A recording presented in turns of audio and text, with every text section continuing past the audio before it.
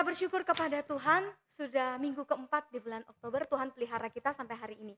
Mari kita mengambil sikap berdiri, kita persiapkan hati kita, pikiran kita untuk beribadah kepada Tuhan. Kita mengambil waktu teduh.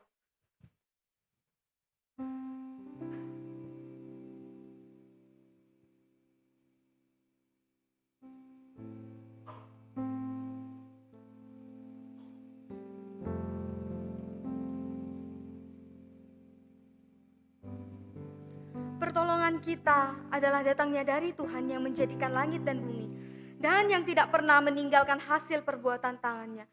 Turunlah atas kita sekalian kasih karunia dan damai sejahtera dari Allah Bapa, Allah Anak, dan Allah Roh Kudus menyertai ibadah kita hari ini. Angkat suara puji Tuhan dari hati sampai renungkanlah ciptaannya, bernyanyilah, bergiranglah, berlimpahlah anugerahnya, menjadikan alam semesta, memberi berkat tak terhingga, sungguh besar anugerahnya. Sebagai umat yang dikasihi, mari kita menaikkan pujian ini. Umatnya yang dikasihi, dijaga dan dipelihara, beri hormat, bakti dan taat, turutilah, beri hormat, bakti dan taat, turutilah perintahnya. Kita akan bacakan firman Tuhan secara bertanggapan dari Mazmur 96 ayat 1, 2, dan 4. Nyanyikanlah nyanyian baru bagi Tuhan. Menyanyilah bagi Tuhan, hai segenap bumi. Menyanyilah bagi Tuhan, pujilah namanya. Kabarkanlah keselamatan yang daripadanya dari hari ke hari. Bersama-sama. Sebab Tuhan Maha Besar dan terpuji sangat. Ia lebih dahsyat daripada segala Allah. Amin. Jemaat silakan duduk kembali. Jemaat yang terkasih, setiap kita tanpa terkecuali adalah orang yang berdosa. Dan firman Tuhan berkata, setiap orang yang berdosa upahnya adalah maut. Bukan hanya mendapatkan maut, tetapi semua orang kehilangan kemuliaan Allah. Tetapi syukur kepada Allah, setiap kita yang mengaku percaya kepada Tuhan Yesus Kristus, kita diberikan kesempatan untuk mengakui dosa kita. Bukan hanya mengakui dosa, tapi kita diberikan kesempatan lagi untuk menyerahkan semua pergumulan kita, dosa kita itu di hadapan Tuhan. Sebab kita yakin anugerah Tuhan itu yang sanggup memulihkan kita. Kita nyanyikan pujian ini, ajaib benar.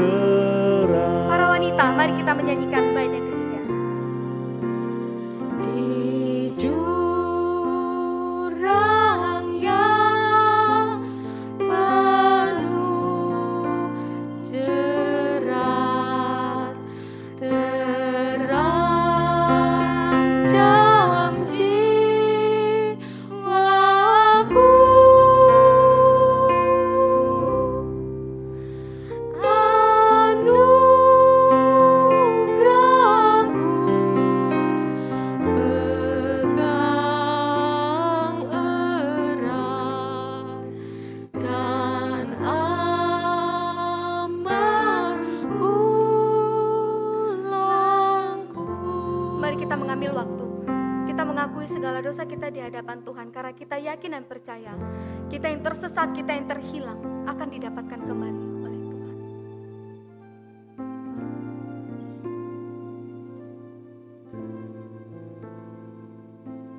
Ya Tuhan, inilah setiap diri kami yang datang di hadapan Tuhan. Kami buta, kami tersesat, kami celah, kami penuh dengan dosa dan noda. Dan kami menyadari ya Tuhan, tidak ada seorang pun yang dapat menyelamatkan kami selain daripada Engkau. Dan sebab itu Tuhan, tolong kami menyerahkan diri kami di hadapan Tuhan. Karena kami tahu ada pengampunan di hadapan Tuhan. Karena kami yakin dan percaya Tuhan mengasihi kami tanpa syarat. Dan anugerah yang Tuhan berikan kami begitu besar melampaui setiap dosa dan kesalahan kami.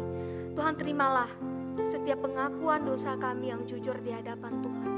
Kiranya Tuhan yang ikut campur tangan di dalam kehidupan kami hari lepas hari. Kami berdoa, kami bersyukur di dalam nama Tuhan Yesus Kristus. Amin. Kita semua bangkit berdiri. Kita sudah mendapat janji yang teguh. Kita naikkan baitnya yang keempat.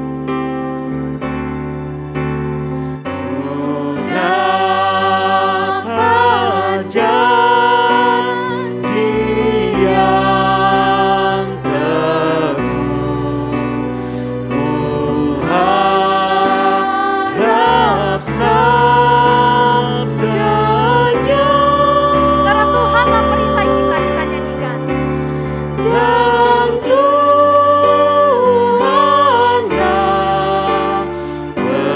perisaiku, tetap selamanya.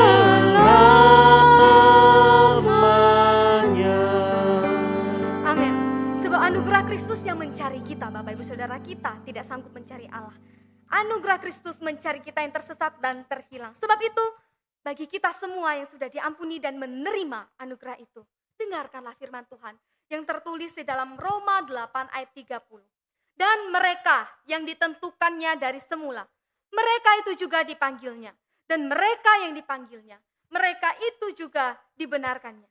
Dan mereka yang dibenarkannya, mereka itu juga dimuliakannya. Betul bahwa kita sudah ditebus, dipanggil, dibenarkan, dan akan dimuliakan. Tetapi bukan berarti kita menjadi yang pasif. Melainkan kita harus terus melakukan firman Tuhan. Seperti yang tertulis dari Filipi 2 ayat 12. Kita bacakan bersama-sama dari alamatnya. Filipi 2 ayat 12.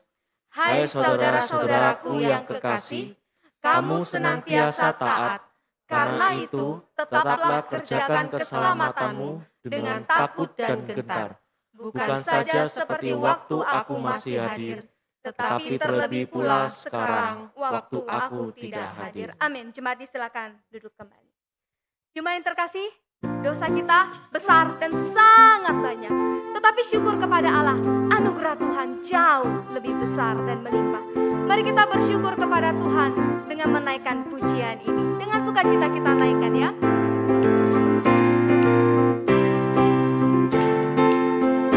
Kasih yang begitu besar, lebih kuat dari dosa.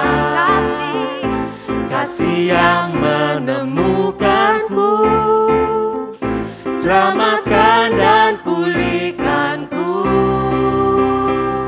Ku naikkan syukurku, ku tak akan berhenti memuji, meninggikan namamu, selalu menari, memuliakanmu. Dibebaskan, dibangkitkan, hidup yang kau beri, dan kini hanya untukmu. Hanya kasih Tuhan yang bisa membuat kita menyanyi dan menari dengan sukacita. Kita naikkan pujian ini. Kasih yang begitu besar, lebih kuat dari dosa. Kasih yang menemukanku, selamatkan dan pulihkanku. Mari kita bersyukur. Ku naikkan syukurku, ku tak akan berhenti memuji, meninggikan namamu selalu. memuliakan-Mu. Dibebaskan, dibangkitkan, hidup yang Kau beri, dan kini hanya untuk-Mu. Takkan berhenti memuji, meninggikan nama-Mu, selalu menari memuliakan-Mu. Dibebaskan, dibangkitkan, hidup yang Kau beri, dan kini hanya untuk-Mu. Hidup yang Kau beri, dan kini hanya untuk-Mu. Amin. Anugerah Tuhan sudah berikan kepada kita, maka hidup kita harus diberikan kembali kepada Tuhan. Tuhan Yesus menyelamatkan kita bukan karena kebaikan kita ya Bapak Ibu Saudara. Kita ini justru sudah hancur, kita sudah belajar ini 3 minggu yang lalu. Justru Ia terima kita sepenuhnya, sekalipun kita sudah hancur ini. Dia memberikan anugerah. Mari kita persiapkan hati kita untuk mendengarkan firman Tuhan. Kita menyanyikan pujian ini.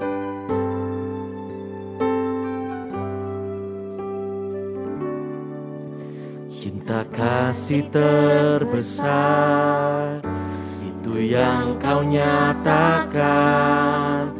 Saat ku jatuh, Kau mendekat, Kau panggilku sahabat. Anugerah yang terbesar, itu yang Kau berikan. Saat ku jatuh, Kau mengangkat, Kau pandangku berharga. Engkau menerima diriku sepenuhnya. Tiada Engkau pinta apa yang tak ku punya. Perkara terindah bagiku ya Bapa, Engkau mengasihiku. Sebagaimana ku ada. Kita menyanyikan sekali lagi, cinta Tuhan yang besar bagi kita. Cinta kasih terbesar, itu yang Kau nyatakan. Saat ku jauh, Kau mendekat, Kau panggilku sahabat. Anugerah yang terbesar, itu yang Kau berikan. Saat ku jatuh, Kau mengangkat, Kau pandangku berharga. Karena Tuhan menerima kita. Engkau menerima diriku sepenuhnya. Tiada Engkau pinta apa yang tak ku punya. Perkara terindah bagiku ya Bapa, Engkau mengasihiku. Sebagaimana ku ada, Engkau menerima diriku sepenuhnya. Tiada Engkau pinta apa yang tak ku punya. Perkara terindah bagiku ya Bapa, Engkau mengasihiku. Sebagaimana ku ada, Engkau mengasihiku. Sebagaimana ku Kepada hamba yang saya persilakan.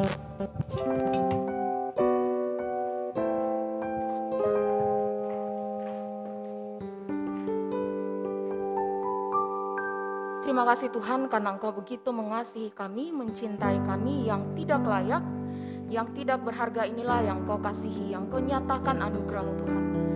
Kami sadar bahwa kami adalah orang-orang berdosa Tuhan. Nyatakan bagi kami tanpa syarat Dan anugerah itu kami terima secara cuma-cuma. Karena itu Tuhan, sebagai respon atas anugerah Tuhan itu, pagi hari ini umat-umat-Mu datang untuk memuji dan menyembah Engkau, untuk mendengarkan suara manis-Mu. Tuhan berbicara bagi setiap kami lewat hamba-Mu yang akan menyampaikan. Hamba terbatas, hamba lemah, hamba hina, tapi Engkau pakai, biarlah Engkau berdiri di depan hamba-Mu, dan biarlah hamba-Mu berdiri di belakang salib-Mu, dan Engkau berbicara bagi setiap kami Tuhan. Terima kasih Bapa di sorga, terima kasih Yesus. Ini doa kami bersyukur di dalam nama Yesus kami berdoa. Amin. Shalom, selamat pagi jemaat sekalian dikasihi Tuhan. Shalom. Orang bilang begini, kalau seorang pengkhotbah itu semangatnya itu memang dari kuasa Roh Kudus. Tapi kalau jemaatnya nggak semangat, pengkhotbahnya juga semakin loyo gitu ya. Sekali lagi, shalom. Puji Tuhan, semuanya masih semangat ya. Baik, hari ini kita membahas satu bagian penting yang sudah kita bahas dari bulan pertama. Minggu pertama bulan Oktober ya, yaitu tulip. Ada yang masih ingat singkatan dari T itu apa? Masih ingat nggak T? Kok Tuhan jadinya? Tulip. T itu apa?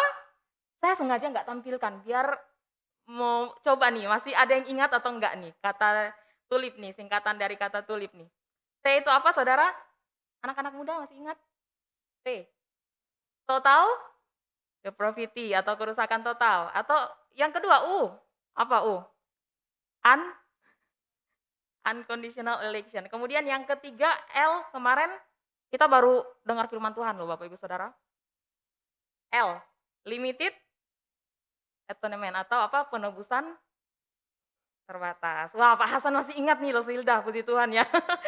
Oke, saudara yang dikasihi Tuhan, hari ini kita akan bahas satu bagian penting yaitu irresistible grace. Irresistible grace ini apa? Anugerah yang tidak dapat ditolak. Anugerah yang tidak dapat ditolak. Nah, maksudnya apa? Nanti kita akan lihat. Nah, irresistible grace ini terdiri dari dua kata. Betul ya? Dua kata. Nah, kita mau lihat dulu nih. Kita mau bagi dua kata ini dan kita mau perhatikan dua istilah ini dulu. Yang pertama, apa itu grace atau apa itu anugerah? Apa itu anugerah? Nah, anugerah dalam bahasa Ibraninya itu menggunakan kata ken. Ken itu apa? Ken itu diterjemahkan seperti ini. Perbuatan seorang atasan yang menunjukkan kepada bawahannya kasih karunia. Sedangkan bawahannya itu nggak layak untuk menerima kasih karunia itu. Ingat baik-baik ya. Anugerah dari kata Ibrani itu perbuatan seorang atasan. Misalkan bos memberikan kasih karunia kepada bawahannya, anak buahnya. Sedangkan anak buahnya ini nggak layak menerimanya. Entah karena apa, karena anak buah ini nggak layak menerimanya, kasih karunia itu diberikan. Nah, ini kata Ibrani dulu. Kita perhatikan dari Yunani, kata karis ya, kata karis. Nah, biasa bapak-bapak atau ibu-ibu yang orang percaya itu menamakan anaknya karis. Karis itu apa? Karis itu pemberian, anugerah, hadiah, kemurahan, karunia. Nah, nanti mungkin yang muda-muda ke depan mau punya anak, mau namakan anaknya karis boleh. Anugerah, anak saya ini anugerah, anak saya ini pemberian. Oke, itu lewat aja dulu, nggak terlalu bukan penting tapi bukan terlalu penting gitu ya. Nah, sekarang kita gabungkan nih dua kata ini, anugerah. Anugerah itu apa? Anugerah itu adalah pemberian yang sangat berharga dan bernilai yang diberikan kepada orang yang sangat-sangat tidak layak. Siapa yang nggak layak di sini? Ayo, angkat tangan. Siapa yang layak? Ada yang layak di sini? Kalau ngomong layak, lupa nih khotbah pertama. Total depravity, kerusakan total. Ya, kita semua adalah orang-orang yang nggak layak, Bapak Ibu Saudara. Kalau ngomong soal kelayakan, nggak ada satu manusia pun di dunia ini yang layak. Semuanya rusak secara total. Bahkan Paulus di dalam Roma 3 ayat 10-20 nanti boleh baca masing-masing ya. Saya nggak tampilkan karena panjang sekali, nanti kita nggak habis-habis waktunya. Saya diusir nanti sama Pak Hasan dari atas sini nanti ya. Sorry Hasan, bercanda. Nah, di dalam Roma 3 ayat 10 Paulus memakai ayat-ayat PL ini untuk menunjukkan bahwa umat manusia pada umumnya itu gak ada yang baik dalam dirinya. Semuanya dipenuhi oleh dosa. Manusia itu dicengkram oleh dosa. Dia berada di bawah cengkraman dosa, maut. Nah, pada saat kita berada di bawah cengkraman dosa itulah anugerah itu dinyatakan. Makanya kenapa firman Tuhan katakan anugerah yang tidak dapat ditolak. Anugerah itu adalah sebuah hadiah yang sangat berharga. Karena kita nggak layak menerima, tapi anugerah itu diberikan kepada setiap kita. Nah, sekarang kita perhatikan loh, apa itu irresistible atau tidak dapat ditolak. Wah, beberapa minggu ini sepertinya banyak istilah-istilah baru ya yang memusingkan. Tapi kita perhatikan aja, nggak usah kayak, aduh apa ya lo saya istilah ini maksudnya apa. Nah, kita akan lihat, nanti kita akan semakin mengerti, semakin ke belakang kita akan paham apa maksudnya irresistible grace ini. Karena kemarin waktu penjelasan total depravity, unconditional election, limited atonement itu mungkin kita semakin minggu ke minggu, aduh semakin ribet ya istilah-istilah yang semakin nggak kita paham. Tapi kita akan belajar perlahan-lahan karena kami yang sekolah teologi pun dulu nggak paham sama sekali istilah-istilah ini. Tapi semakin kita belajar, semakin kita paham. Begitu ya Bapak Ibu Saudara. Nah, kita lihat di sini. Tidak dapat ditolak. Itu maksudnya apa? Tidak dapat ditolak atau irresistible itu artinya keselamatan yang diberikan kepada kaum pilihan itu bersifat pasti. Keselamatan yang diberikan kepada kaum pilihan itu bersifat pasti. Nah, kita ingat-ingat ini dulu. Nanti semakin ke belakang kita akan semakin paham maksudnya dari irresistible grace ini ya. Keselamatan yang diberikan kepada kaum pilihan itu bersifat pasti ya Bapak Ibu Saudara. Jadi kita mau lihat dulu nih. Setelah kita tahu anugerah dan kata tidak dapat ditolak ini, kita mau masuk ke bagian firman Tuhan supaya kita semakin paham apa maksudnya irresistible grace ini. Kita buka Alkitab kita di dalam Yohanes pasalnya yang ke-6 ayat 1 sampai ayatnya yang ke-66. Tapi kita nggak akan baca semuanya. Kalau kita baca semuanya, waktu kita habis dengan baca Alkitab aja gitu ya. Kita lihat Yohanes 6 ayat 1 sampai ayatnya yang ke-66. Saya sudah meng-highlight beberapa ayat di sana yang perlu kita perhatikan bersama. Nanti fokuskan di bagian ayat-ayat itu. Ada ayat 25 sampai ayat 56, tapi kita nggak akan baca semuanya. Ada ayat 63 sampai ayat 65. Nah, kita mau perhatikan bagian ayatnya yang ke-34 dan 35, kemudian ayat 44, kita perhatikan baik-baik, kita baca sama-sama dulu, ayat 34 dan 35, kemudian kita lompat ke ayatnya yang ke-44, lalu 63 sampai 65 gitu ya, kita perhatikan bersama, Yohanes 6 ayat 34. Maka kata mereka itu kepadanya, Tuhan, berikanlah kami roti itu senantiasa. Kata Yesus kepada mereka, akulah roti hidup. Barang siapa datang kepadaku, ia tidak akan lapar lagi, dan barang siapa percaya kepadaku, ia tidak akan haus lagi. Oke, kita lanjut ke ayat 44.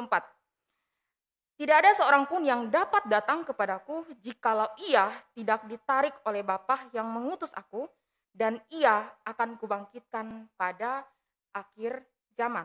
Ayat 63. Roh yang memberi hidup, daging sama sekali tidak berguna.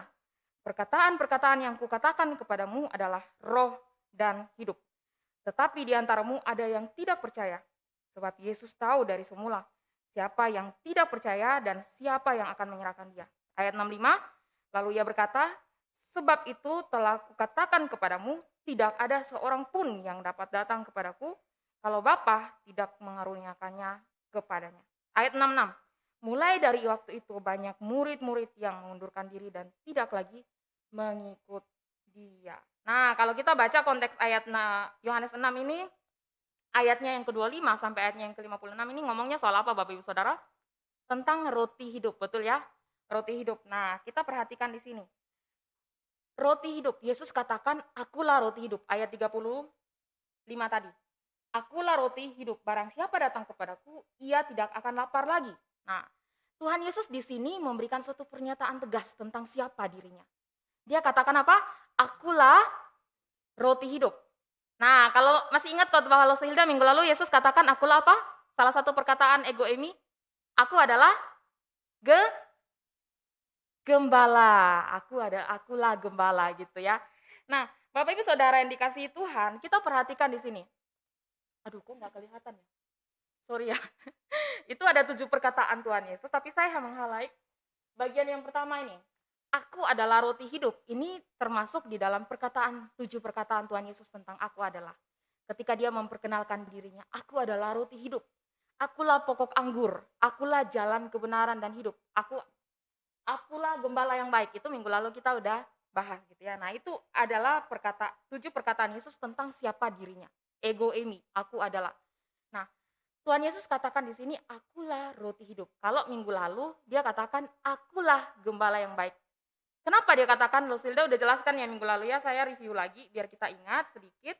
Yesus katakan, akulah roti hidup, akulah gembala yang baik. Nah, dia katakan akulah ya gembala yang baik karena pada zaman itu aktivitas atau kegiatan yang sering dilakukan oleh mereka, orang-orang pada saat itu adalah menggembalakan domba. Jadi dia menggunakan ilustrasi sehari-hari supaya orang mengerti apa yang dimaksudkan oleh dia. Nah, di dalam topik atau yang akan kita bahas hari ini, Yesus katakan akulah roti hidup. Nah, Yesus nggak ngomong di sana tuh, akulah nasi hidup.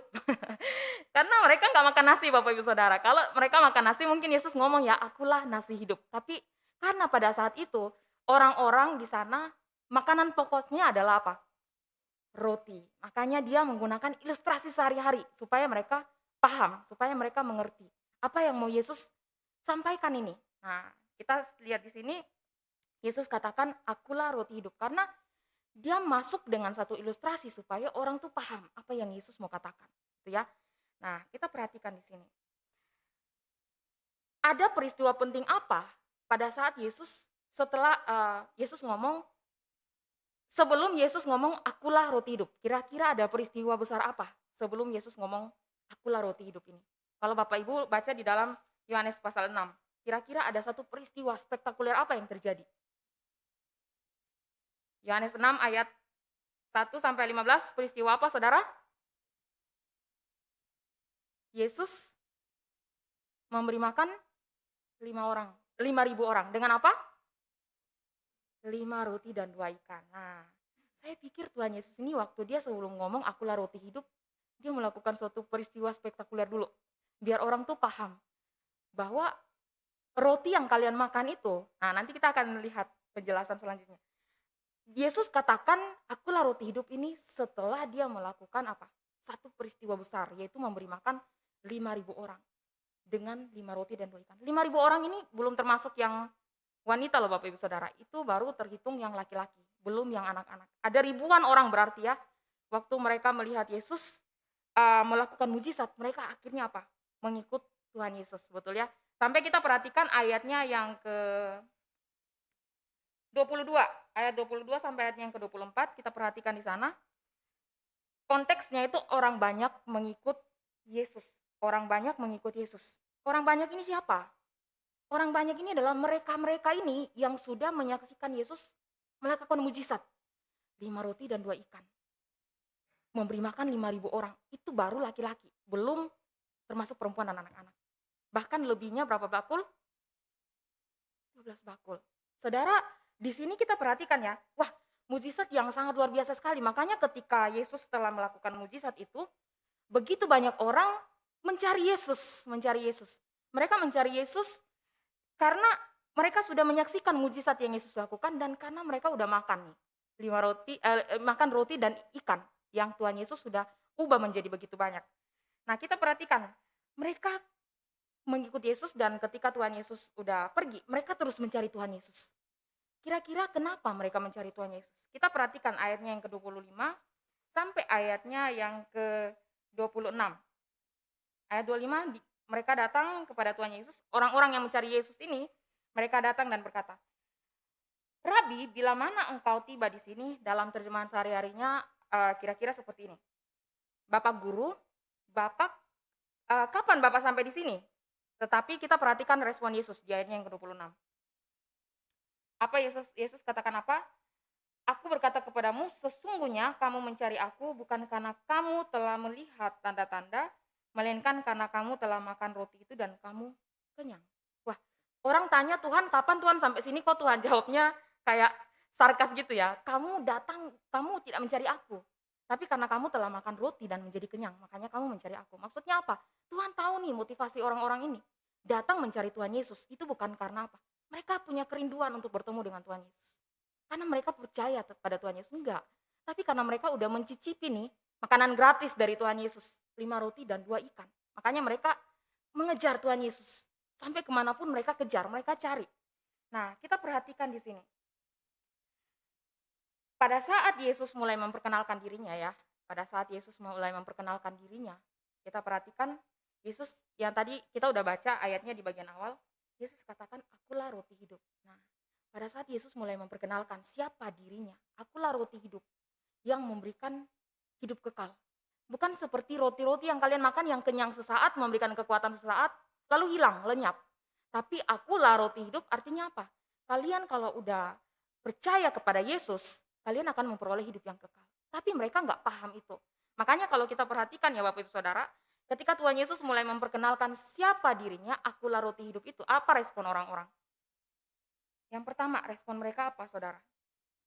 Mereka mulai bersungut-sungut. Orang-orang yang awalnya mencari Yesus nih, orang-orang yang melihat mujizat dari Tuhan Yesus, ketika Tuhan Yesus memperkenalkan siapa dirinya, akulah roti hidup yang turun dari surga, mereka mulai bersungut-sungut Bapak Ibu Saudara. Kita perhatikan ayatnya yang ke-42. Ayat ke-42. Kata mereka, bukankah ia ini Yesus, anak Yusuf yang ibu bapaknya kita kenal? Bagaimana ia dapat berkata, aku telah turun dari surga? Wah, anak tukang kayu kok berani-beraninya ngomong, aku telah turun dari surga. Mereka merespon bagian itu dengan apa? Bersungut-sungut. Kalau dalam bahasa Jawa biasanya bersungut-sungut itu tuh pakai kata apa ya? Pak Hasan tahu nggak? Atau yang orang Jawa asli tahu? Bersungut-sungut. Pak James tahu? Bersungut-sungut. Apa ya? Ngomel, mencomel ya.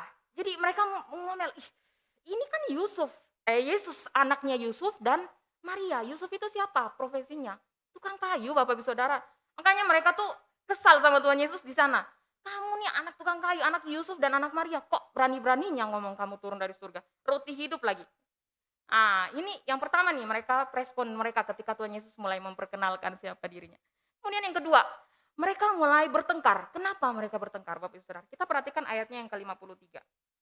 Ayat 53 di sana katakan, maka kata Yesus kepada mereka, aku berkata kepadamu sesungguhnya jikalau kamu tidak makan daging anak manusia dan minum darahnya, kamu tidak mempunyai hidup di dalam dirimu.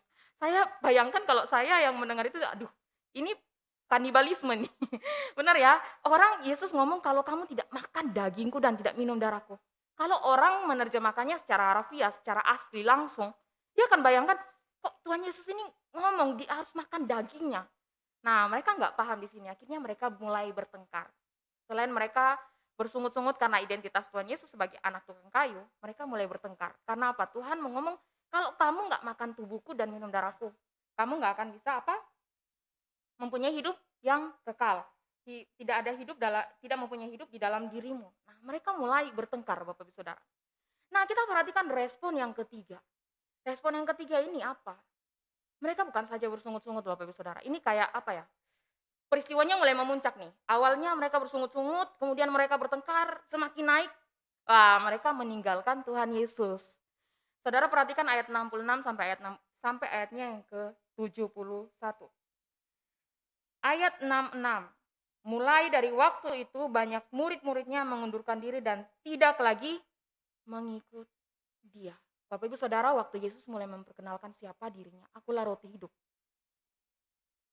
Mereka ini mulai meninggalkan Tuhan Yesus. Karena mereka katakan perkataan ini keras. Mereka mulai meninggalkan siapa? Tuhan Yesus. Bapak Ibu Saudara, mereka ini siapa? Murid-murid Tuhan Yesus. Nah, kita perlu pahami nih, murid-murid Tuhan Yesus itu jangan pikir hanya 12 orang itu aja, ya. Jangan kita pikir, oh murid-murid Tuhan Yesus semuanya meninggalkan Tuhan Yesus. Enggak. Tapi ada selain 12 murid ini, ada murid-murid yang lain. Mereka ini adalah orang-orang yang mungkin pertama kali mendengar khotbah Yesus di bukit. Kemudian mereka orang-orang yang menyaksikan mujizat, mereka pun mulai mengikut Tuhan.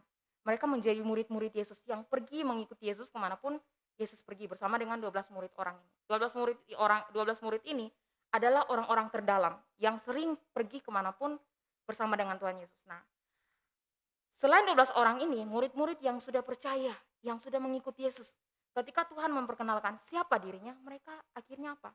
Gak percaya, mereka meninggalkan Tuhan Yesus.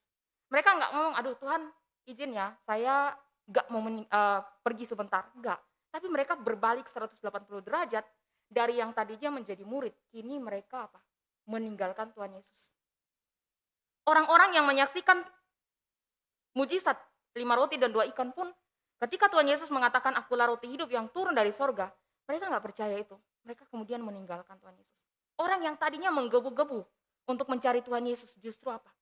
Meninggalkan, berbalik meninggalkan Tuhan Yesus.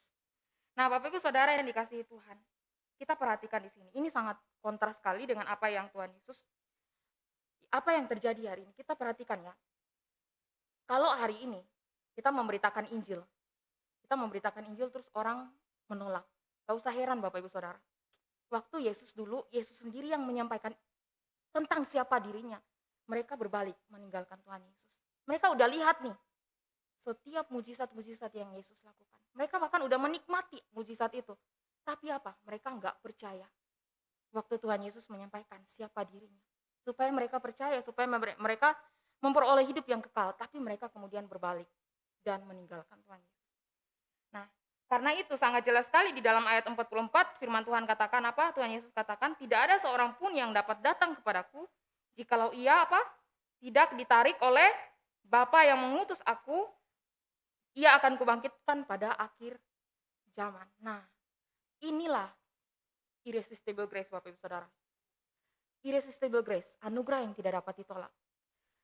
Tuhan Yesus katakan kalau tidak orang itu tidak ditarik oleh Bapa untuk datang kepadaku, dia nggak akan bisa percaya. Contoh orang-orang yang mengikuti Yesus yang berbondong-bondong. Kalau mereka nggak ditarik oleh Bapa dan tidak diberikan hidup oleh Roh Kudus, mereka nggak mungkin bisa percaya. Dan itu benar-benar nyata terjadi. Makanya Pak Kris kalau misalkan suatu saat Pak Kris menginjili orang ya, atau siapapun kita yang menginjili orang dan dia nggak percaya, Bapak Ibu nggak usah kaget, nggak usah heran. Karena apa? Orang itu harus ditarik dulu oleh Bapa, diberikan hidup oleh Roh Kudus, baru dia bisa percaya kepada Tuhan Yesus.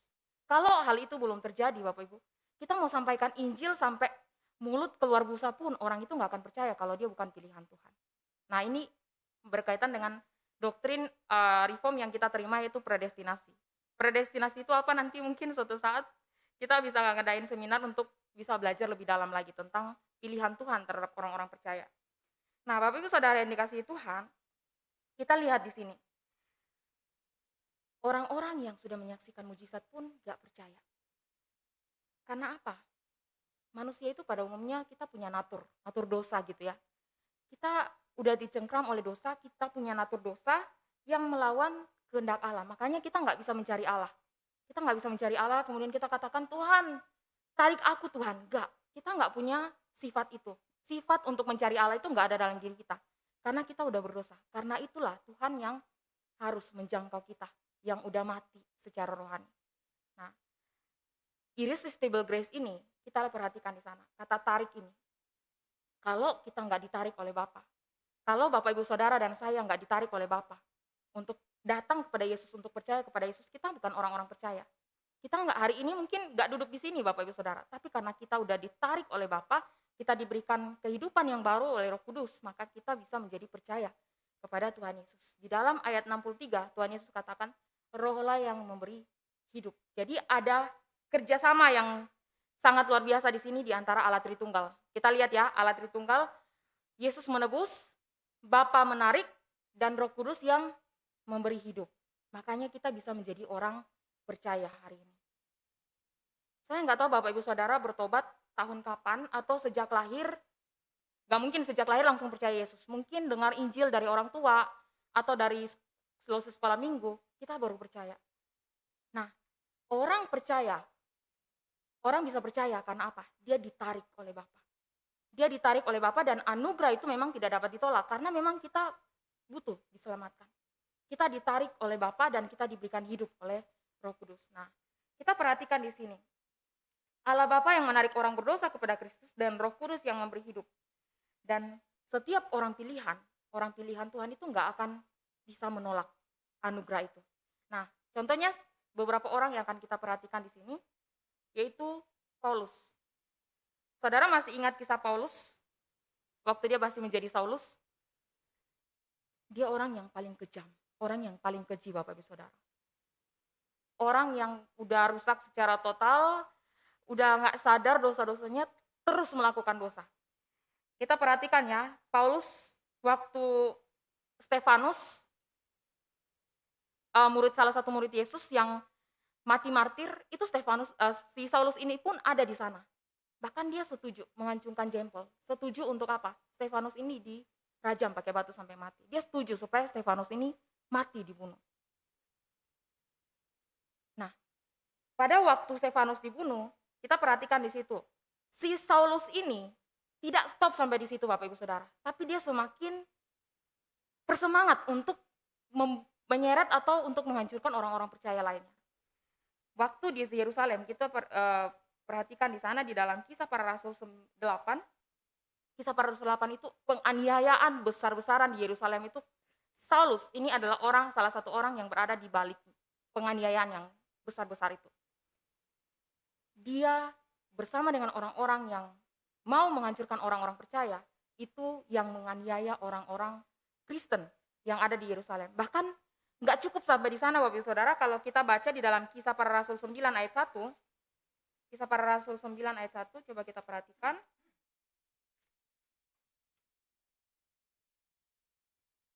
Firman Tuhan katakan di ayat 1, sementara itu berkobar-kobar hati Saulus untuk mengancam dan membunuh murid-murid Tuhan. Ia menghadap imam besar. Wah, gak cukup untuk bunuh Stefanus, gak cukup untuk menyeret orang-orang percaya di Yerusalem, menganiaya mereka. Hatinya semakin berkobar-kobar Bapak Ibu Saudara. Karena apa? Di dalam diri Paulus, dia membenci Yesus secara jiwanya, raganya, seluruh hidupnya dia benci yang namanya Yesus, orang Nazaret itu. Dia benci sama Tuhan Yesus. Makanya dia kebenciannya ini juga merembes kepada pengikut-pengikut Tuhan Yesus. Di firman Tuhan katakan berkobar-kobar hati Saulus untuk mengancam dan membunuh murid-murid Tuhan. Nah, karena hatinya udah berkobar-kobar, dia kemudian meminta izin, minta surat untuk mau pergi ke Damsyik, Bapak Ibu Saudara. Dalam perjalanannya ke Damsyik, dia penuh semangat untuk menghancurkan murid-murid Tuhan yang ada di sana. Tetapi dalam perjalanannya apa yang terjadi Bapak Ibu Saudara? Ada kuasa ilahi yang turun, yang nyata di dalam kehidupan Saulus. Kita perhatikan pada saat Saulus bertobat, dia yang dulunya Saulus kini menjadi Paulus. Dia yang dulunya teroris kelas kakap kini menjadi misionaris. Dia yang dulunya berkobar-kobar untuk membunuh murid-murid Tuhan Yesus, kini berkobar-kobar untuk memberitakan Injil. Dia yang dulunya bersemangat untuk membunuh orang-orang percaya, kini dia bersemangat untuk menarik jiwa-jiwa datang kepada Kristus. Dia yang dulunya menganiaya orang-orang Kristen, kini dia mau dianiaya dalam pemberitaan Injil. Inilah anugerah yang tidak dapat ditolak Bapak Ibu Saudara. Irresistible grace nyata dalam kehidupan Paulus. Dia yang dulunya orang yang sangat-sangat bejat sekali. Kini Tuhan tarik dia. Bapa menarik dia dan Roh Kudus memberikan hidup yang baru. Dia menjadi orang yang percaya kepada Tuhan Yesus. Bahkan orang yang paling militan, paling semangat di antara murid-murid yang lain. Kita perhatikan di sana ya. Dia semakin semangat untuk menjangkau banyak jiwa-jiwa yang belum percaya. Nah, kemudian kita melihat contoh kedua, penjahat yang ada di samping Tuhan Yesus. Ada berapa penjahat yang bertobat waktu itu Bapak Saudara? Waktu Tuhan Yesus disalibkan, ada berapa penjahat yang disalibkan di samping kiri kanan Tuhan Yesus itu ada berapa penjahat yang disalibkan? 2 orang. Ada berapa orang yang percaya? Yang bertobat, akhirnya bertobat? 1 orang. Bapak Ibu Saudara yang dikasihi Tuhan, kita perlu ingat ini. Orang yang disalibkan pada zaman itu adalah orang yang kejahatannya itu luar biasa sekali. Makanya dia disalibkan. Tuhan Yesus ini juga dianggap sebagai penjahat, makanya Tuhan Yesus disalibkan. Padahal dia sebenarnya bukan penjahat. Nah, kita perhatikan di sana, orang yang di samping kiri kanan Tuhan Yesus itu adalah orang-orang jahat. Orang-orang yang semasa hidupnya itu melakukan yang namanya kejahatan, dosa. Pada waktu itu, ketika dia disalibkan di samping Tuhan Yesus, justru ada suatu pertobatan terjadi di sana. Dia katakan, Yesus, ingatlah akan aku apabila engkau datang sebagai raja. Terus Tuhan Yesus katakan kepadanya bahwa pada hari ini juga, ia bersama-sama dengan Tuhan Yesus di mana? Firdaus. Bapak Ibu Saudara, ini contoh irresistible grace. Anugerah yang diberikan kepada orang-orang yang gak layak. Paulus layak gak sebelum itu? Gak layak Bapak Ibu Saudara, tapi dia dikasih anugerah. anugerah dan dia tidak bisa menolak anugerah itu. Kemudian si penjahat ini, sebelumnya dia percaya Yesus enggak? Dia melakukan hal baik enggak? Enggak ada hal baik pun dalam dirinya. Semuanya rusak, udah rusak, dalam hidupnya pun melakukan kejahatan, rusak secara total. Tapi waktu itu anugerah Bapa menarik dia dan dia menjadi percaya kepada Tuhan Yesus.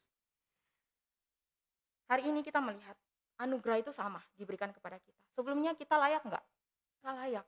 Kita adalah orang-orang yang enggak layak sama sekali. Sama halnya dengan saudara-saudara kita di luar sana, tapi kita bersyukur. Kita adalah orang-orang pilihan yang diberikan anugerah itu kepada setiap kita. Bapa menarik kita dan Roh Kudus melahirbaharukan kita. Sehingga hari ini kita menjadi percaya dan kita bisa duduk beribadah di tempat ini. Bisa memuji Dia karena kita sudah apa? Ditarik oleh Bapa. Kita diberikan kehidupan yang baru oleh Roh Kudus. Karena itu Bapak Ibu Saudara yang dikasihi Tuhan, sebagai respon atas sebagai orang-orang percaya yang sudah menerima anugerah itu, mari kita lakukan beberapa hal ini. Yang pertama, kita harus bersyukur. Kita bersyukur karena dari sekian banyak orang, saudara dan saya termasuk dalam orang-orang pilihan, orang-orang yang diberikan anugerah untuk bisa diselamatkan. Kalau tanpa anugerah itu, kita nggak mungkin bisa selamat, saudara. Tapi karena kita diberikan anugerah, akhirnya kita bisa selamat. Nah, kita bersyukur kepada Tuhan, kepada Allah Bapa, Allah Putra, dan Allah Roh Kudus yang telah mengaruniakan itu secara cuma-cuma kepada setiap kita yang gak layak ini. Nah, kemudian yang kedua, selain bersyukur, kita perlu yang namanya berubah. Waktu kita masih menjadi orang berdosa, seluruh kehidupan kita, rasio, akal budi, seluruh kehendak, hati kita itu rusak total. Tapi pada waktu kita sudah dilahirbarukan, kita harus punya satu perbedaan. Ketika kita menjadi orang percaya, kita harus berani untuk apa? Berubah. Sikap kita, seluruh kehendak kita itu harus ada perubahan. Yaitu apa? Dari dulunya kita yang tidak taat, kini kita harus menjadi orang-orang yang taat. Kita yang dulunya enggak setia, sekarang harus menjadi setia. Kita yang dulunya mungkin orang-orang yang suka marah-marah. Wah, kalau istri ngomong A bisa dihajar nih pakai kursi nih. Tapi kita harus berubah. Ketika kita udah menjadi orang percaya, orang yang sudah dilahirbarukan oleh Kristus, harus ada perubahan dalam diri kita. Bahwa kita orang-orang yang sudah diselamatkan, orang-orang yang sudah menerima anugerah keselamatan itu. Kemudian yang ketiga, Bapak Ibu Saudara, beritakan Injil. Jangan kita katakan, oh Tuhan Yesus sejak kekekalan udah memilih, udah tahu nih siapa yang Tuhan pilih. Ya udah, biarkan aja Tuhan mengerjakan sendiri. Toh dia tahu siapa aja yang akan diselamatkan. Bukan seperti itu konsepnya Bapak Ibu Saudara. Ketika kita diselamatkan, kita nggak boleh jadi orang-orang yang pasif. Tapi Injil itu harus tetap diberitakan. Entah kepada siapa? Saudara kita, papa mama kita, orang-orang yang kerja di perusahaan kita mungkin, atau rekan-rekan kerja kita, anak-anak kita mungkin yang belum percaya, kita perlu terus memberitakan Injil itu. Mungkin pada 1 kali, 2 kali dia belum percaya Bapak Ibu Saudara. Karena ada orang yang disampaikan Injil belasan tahun, puluhan tahun, bahkan udah sampai dia udah mau meninggal, dia baru terima Yesus. Nah, kita sebagai orang-orang percaya, jangan sampai kita, ya udah ya, 1 tahun sampaikan Injil, lalu stop. Dia nggak percaya-percaya nih loh, aduh udah capek, saya nggak mau beritakan Injil lagi. Nggak, tapi kita perlu terus memberitakan Injil itu. Ada satu rekan saya cerita seperti ini, Loso Vivi kenal ya? Loso Hari kenal? Saya, dia cerita, ada satu jemaatnya yang baru percaya itu setelah 10 tahun. Setelah diberitakan Injil oleh Gembala Sidang ini. 10 tahun Bapak Ibu Saudara. Tapi itulah anugerah yang tidak dapat ditolak. Orang pilihan. Mau sampai kapanpun dia ngomong 1 tahun ini gak percaya. Tapi kita gak tahu cara kerja Tuhan itu kapan. Jadi kita tetap harus memberitakan Injil. Kepada anak-anak kita, saudara-saudara kita yang mungkin ngakunya orang Kristen. Saudara jangan bilang orang Kristen itu dia udah benar-benar sungguh-sungguh percaya Yesus. Harus tahu kedalaman hatinya, dia udah sungguh-sungguh percaya atau belum. Jadi kita perlu terus memberitakan Injil itu. Seperti Santo Agustinus ya, Bapak Gereja kita. Dia bukan orang yang dari lahir langsung percaya Tuhan, enggak. Tapi ada waktu dia sudah menjadi Kristen, dia percaya satu ajaran yang berlawanan dengan yang seharusnya kita pelajari, yang kita ketahui selama ini, yaitu ajaran Manikenisme. Nanti Bapak Ibu boleh cari ajaran itu. Tapi mamanya ini, Ibu Monica ini gak pernah lengah. Dia terus mendoakan anaknya supaya percaya. Jadi suatu ketika dia berada di taman, kemudian ada suara, bacalah, bukalah dan bacalah. Suara ini terus didengungkan dan akhirnya dia mengambil Alkitab dan dia baca. Nah, di saat itulah dia percaya. Ini suatu kejadian yang menurut kita mungkin aneh ya, tapi Tuhan bisa bekerja lewat sesuatu yang menurut kita aneh, supaya umatnya itu bisa datang kepada Tuhan Yesus. Nah, kita pun demikian, terus beritakan Injil, terus doakan orang-orang di sekitar kita. Injil itu harus tetap diberitakan, supaya banyak orang yang menjadi percaya kepada Tuhan Yesus. Selain itu Bapak Ibu Saudara, kalau misalkan ada yang udah percaya ketika saudara memberitakan Injil, dan ada yang percaya jangan dengan bangganya, aduh saya loh sudah mempertobatkan 10 orang. Wah, saudara yang mempertobatkan atau Tuhan yang mempertobatkan? Ingat ya, kalau bukan Bapa yang menarik, Roh Kudus yang memberi hidup. Saudara mau memberitakan Injil sebanyak apapun, orang itu gak akan percaya. Kalau bukan Bapa yang menarik dan Roh Kudus yang memberi hidup. Itulah irresistible grace.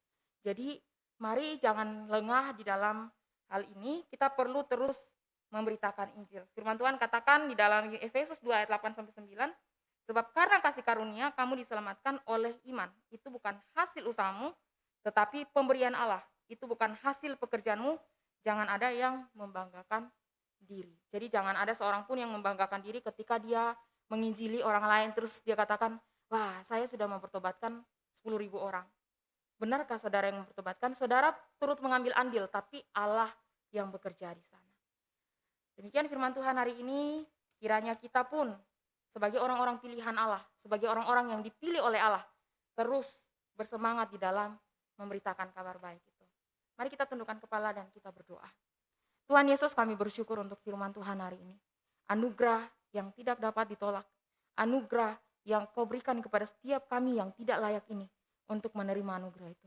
Kiranya kami setiap hari menghidupi hidup sebagai orang percaya, menghidupi hidup kami sebagai orang-orang pilihan, yang mana kami membenci dosa, membenci natur dosa dan hidup di dalam kebenaran-Mu setiap hari. Tuhan berkati kami semua, nyatakan anugerah-Mu di dalam setiap kehidupan kami, agar apapun yang kami lakukan, kami melakukan seturut dan kehendak-Mu Tuhan. Terima kasih Bapa di sorga, terima kasih Yesus, ini doa kami, dalam nama Yesus kami berdoa. Amin. Mari Bapak Ibu kita bangkit berdiri dan kita akan mengikrarkan pengakuan iman kita. Pengakuan sesuai dengan pengakuan iman rasuli. Pengakuan iman rasuli. Aku percaya kepada Allah, Bapa yang Maha Kuasa, Khalik langit dan bumi. Dan kepada Yesus Kristus, anaknya yang tunggal, Tuhan kita, yang dikandung dari Roh Kudus, lahir dari anak darah Maria, yang menderita sengsara, di bawah pemerintahan Pontius Pilatus, disalibkan, mati dan dikuburkan, turun ke dalam kerajaan maut. Pada hari yang ketiga, bangkit pula dari antara orang mati, naik ke sorga, duduk di sebelah kanan Allah, Bapa yang Maha Kuasa. Dan dari sana Ia akan datang untuk menghakimi orang yang hidup dan yang mati. Aku percaya kepada Roh Kudus, gereja yang kudus dan am, persekutuan orang kudus, pengampunan dosa, kebangkitan tubuh, dan hidup yang kekal. Amin. Jemaat disilakan duduk kembali.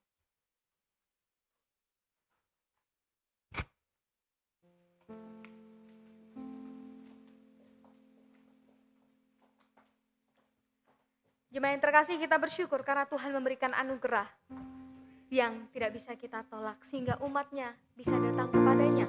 Oleh sebab itu, sudah seharusnya kita bersyukur, kita memberikan persembahan dengan sukacita.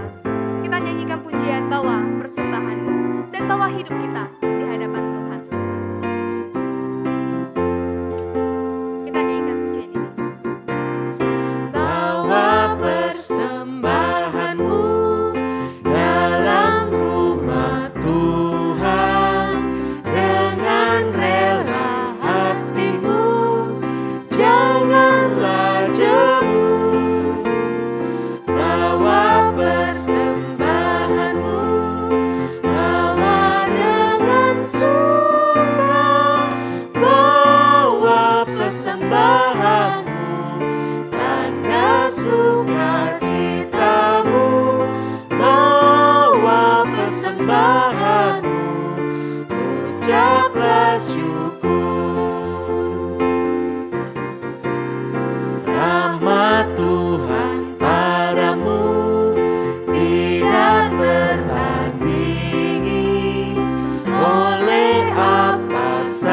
ada pun dalam dunia, kasih dan karunia sudah kau terima.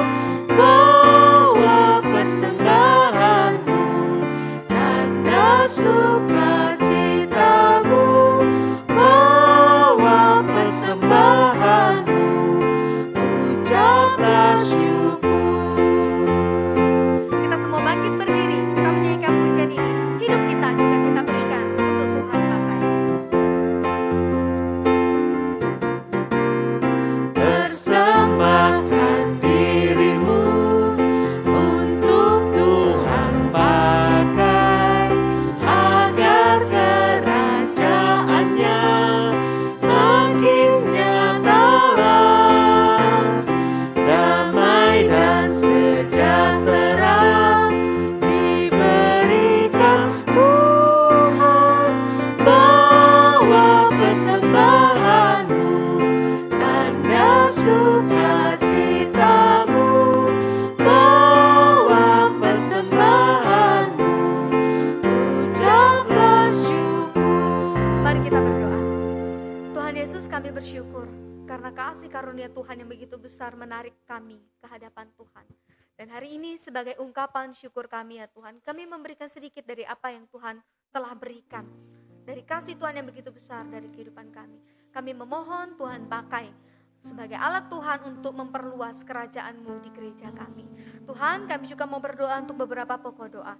Kami mau berdoa secara khusus untuk komisi-komisi dan persekutuan yang Tuhan percayakan di gereja kami. Ada komisi sekolah minggu, komisi pemuda remaja, dan juga ada persekutuan para bapak, para ibu. Tuhan, kami mau menyerahkan ke dalam tangan Tuhan.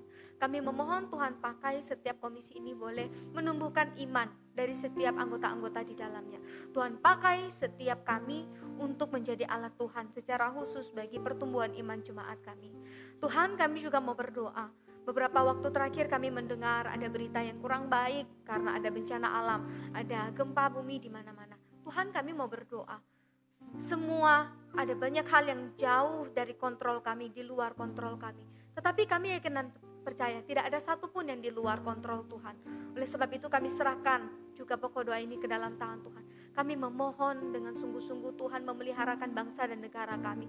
Di mana bumi kami berpijak ini kami mau doa. Tuhan yang ikut campur tangan, Tuhan yang jagakan, Tuhan yang peliharakan. Dan kami ya Tuhan, juga Tuhan pakai boleh menjadi agen-agen Tuhan untuk menyampaikan berita Tuhan sebagai Tuhan dan Juru Selamat kami kepada banyak orang, sehingga semakin banyak lagi orang yang bisa percaya kepada Tuhan dan Tuhan pakai kami sebagai alat Tuhan. Tuhan, inilah pokok-pokok doa kami. Kami yakin dan percaya Tuhan mendengar dan Tuhan akan menjawab sesuai dengan apa yang menurut Tuhan. Di dalam hikmat dan kehendak Tuhan ada yang terbaik bagi setiap diri kami. Ajar kami untuk tunduk di dalamnya. Di dalam nama Tuhan Yesus kami berdoa. Amin. Jemaat yang terkasih, segala kemuliaan hanya bagi Tuhan. Mari kita nyanyikan doksologi dan berkat oleh Pendeta Hendra.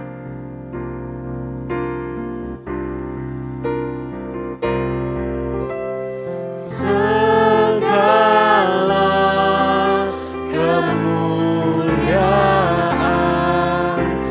hanya bagi Allah Bapa, Putra dan Roh Kudus. Ketiganya yang esa, pohon selamat, sumber berkah.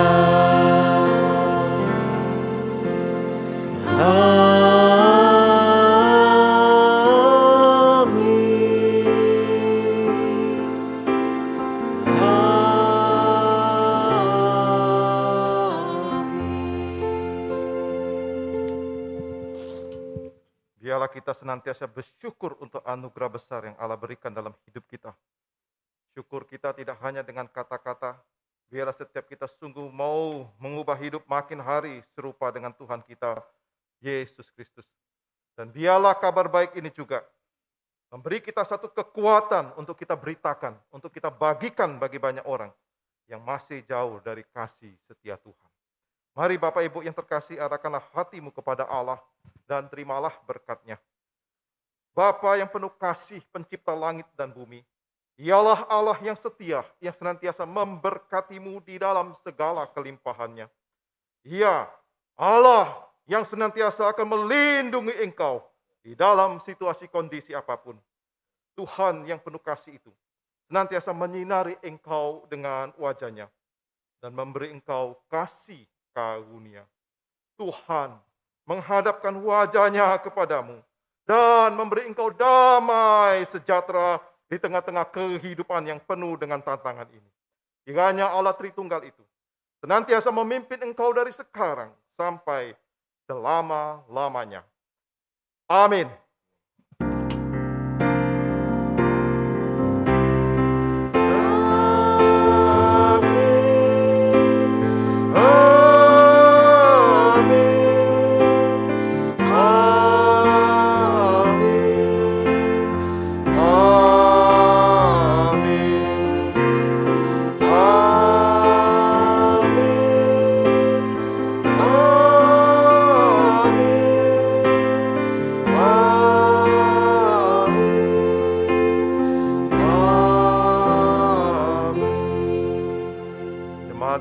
Silakan duduk, silakan ambil saat teduh. Ibadah selesai, Tuhan memberkati.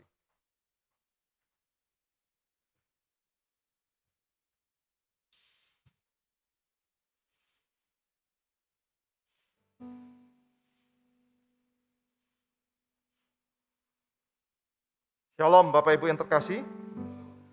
Ada sukacita? Kita bersyukur untuk pimpinan, pemeliharaan dan penyertaan Tuhan ya di dalam kehidupan kita sampai hari ini. Ada beberapa warta yang akan saya sampaikan. Bapak Ibu yang terkasih, minggu depan tanggal 31 Oktober kita akan melaksanakan perjamuan kudus ya. Kita akan melaksanakan perjamuan kudus. Karena minggu depan adalah minggu kelima, kita ada ibadah gabungan dengan anak-anak pemuda remaja. Maka ibadah dimulai pukul 9. Saya ulangi Bapak Ibu ya. Minggu depan adalah minggu kelima, kita ada ibadah gabungan dengan anak-anak kita, pemuda remaja, maka ibadah dilaksanakan pukul 9, ya, pukul 9, bukan pukul 8, karena ibadah gabungan. Nah Bapak Ibu, jadi minggu depan kita akan melaksanakan perjamuan kudus. Bagi Bapak Ibu yang melaksanakan perjamuan kudus di rumah, Bapak Ibu dapat mengambil roti dan anggur di gereja, ya. Mulai hari Senin, Bapak Ibu bisa mengambil di gereja. Bagi Bapak Ibu yang tidak bisa ambil, tolong bisa segera menginformasikan kepada kami supaya bisa diatur waktunya untuk diantar ke rumah Bapak Ibu roti dan anggurnya. Ya, kalau Bapak Ibu nggak ngomong, kami nggak tahu. Oke ya. Jadi Bapak Ibu yang ibadah di rumah, ambil roti dan anggur di mana? Di gereja. Ya, bisa diambil mulai hari Senin. Kemudian Bapak Ibu yang terkasih dalam nama Tuhan Yesus, kita juga atas nama Majelis Hamba Tuhan dan seluruh jemaat mengucapkan berbelasungkawa ya kepada ibu kita, di mana pada tanggal 18 Oktober yang lalu Bapak Tony Teguh, suami dari ibu kita, dipanggil pulang oleh Tuhan dan sudah dimakamkan pada hari Jumat yang lalu. Kiranya keluarga yang ditinggal diberikan kekuatan selalu oleh Tuhan. Kemudian Bapak Ibu yang terkasih dalam nama Tuhan Yesus, kami selalu mengajak bagi Bapak Ibu untuk dapat terlibat di dalam pelayanan. Bagi Bapak Ibu yang rindu untuk melayani Tuhan, dapat menghubungi kami hamba-hamba Tuhan. Ya, baik itu mungkin singer, atau ada Bapak Ibu yang, saya mau jadi WL, jadi liturgi. Monggo, tapi dilatih dulu ya. Kemudian mungkin ada anak-anak muda yang ingin terlibat pelayanan multimedia. Silakan ya, dapat bergabung dengan kami. Bagi Bapak Ibu yang ingin menjadi penyambut atau usher juga silakan. Mari Bapak Ibu, saya mengajak kita semua untuk bersama-sama terlibat di dalam melayani Tuhan ya. Nah, pada kesempatan ini kami juga banyak mengucapkan terima kasih untuk setiap rekan-rekan yang sudah ambil bagian di dalam pelayanan pagi ini. Kiranya Tuhan memberkati setiap pelayanan kita semua. Bapak Ibu, nanti setelah selesai ibadah, Bapak Ibu bisa pulang. Waktu keluar, kami harap dapat mengikuti urutan nomor. Ya, Jadi nomor 1, nomor 2 itu berarti jalan dulu ya, supaya nanti tidak bergerombol gitu ya. Tapi kita tetap mengikuti urutan yang ada. Saya kira demikian warta pada pagi hari ini. Terima kasih, Tuhan memberkati. Bapak Ibu jangan lupa untuk membaca e-warta ya, supaya setiap warta jemaat yang ada di situ Bapak Ibu dapat mengetahuinya. Kiranya Tuhan memberkati, senantiasa jaga protokol kesehatan, sehat selalu. Doa saya kita semua diberkati dalam usaha dan pekerjaan. Amin.